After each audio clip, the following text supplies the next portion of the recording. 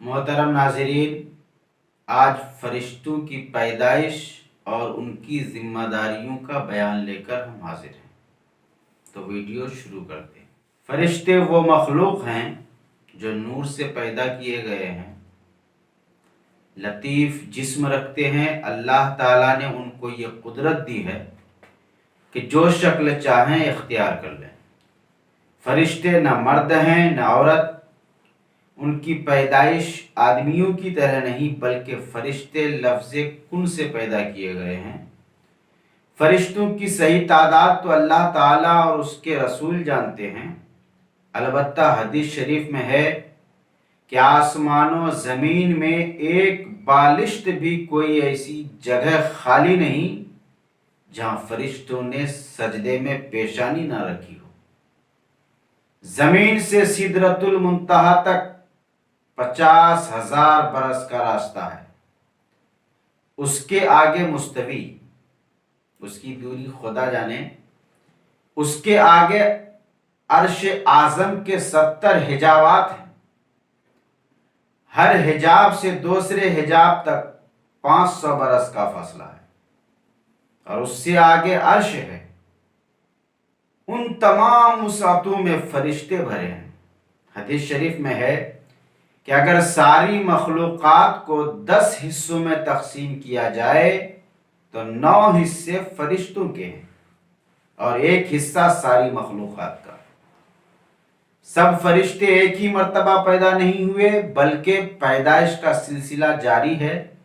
حدیث شریف میں ہے کہ عرش کی داہنی طرف نور کی ایک نہر ہے، 7 آسمان، 7 زمین اور 7 سمندروں کے برابر۔ اس نہر میں حضرت جبریل علیہ السلام ہر صبح نہاتے ہیں، پھر پر جھاڑتے ہیں، تو جو بوند گرتی ہے اس سے اللہ تعالیٰ اتنے 1000 فرشتے پیدا فرماتا ہے۔ اس کے علاوہ اور بھی صورت ہے جس سے فرشتے پیدا ہوتے ہیں۔ میں نے اسی ایک صورت پر اکتفا کیا کہ بات لمبی نہ ہو جائے۔ فرشتوں کے پر بھی ہوتے ہیں، بعض کے 2 بعض کے 3 بعض کے 4 اور بعض فرشتوں کے تو اس سے بھی زائد ہوتے ہیں، جیسا کہ حضرت جبریل امین علیہ السلام کے بارے میں ہے کہ ان کے 600 پر ہیں۔ حضرت جبریل علیہ السلام ہوا چلانے، لشکروں کو فتح و شکست دینے، عذاب نازل کرنے، بارگاہ الہی میں حاجتیں پیش کرنے، انبیاء کرام کی بارگاہوں میں حاضر ہونے وغیرہ باتوں پر مامور ہیں۔ حضرت اسرافیل علیہ السلام سور پھونکنے، انسانوں اور جانوروں میں روح پھونکنے اور لوح محفوظ وغیرہ کاموں پر مقرر ہیں۔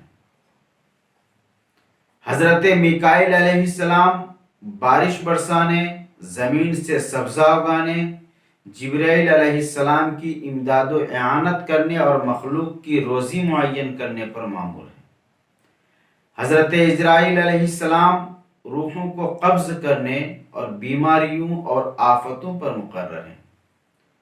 جو فرشتے انسان کی اچھائی اور برائی لکھتے ہیں انہیں کرامن اور کاتبین کہتے ہیں۔ بندہ جب کوئی نیکی کرتا ہے تو داہنی طرف والا فرشتہ فوراً 10 گنا کر کے لکھتا ہے، اور یہ دائنی طرف والا فرشتہ بائیں طرف کے برائی لکھنے والے فرشتہ پر امین بھی ہیں۔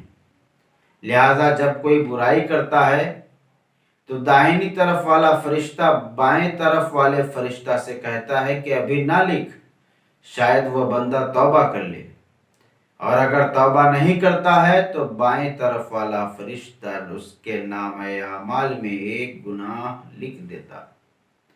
انسان کے مرنے کے بعد کرامن اور کاتبین کو اللہ تعالیٰ کا ارشاد ہوتا ہے کہ میرے بندے کی قبر پر کھڑے ہو کر قیامت تک تسبیح و تحلیل اور تکبیر پڑھو اور اس کا ثواب میرے بندے کے لیے لکھتے رہو۔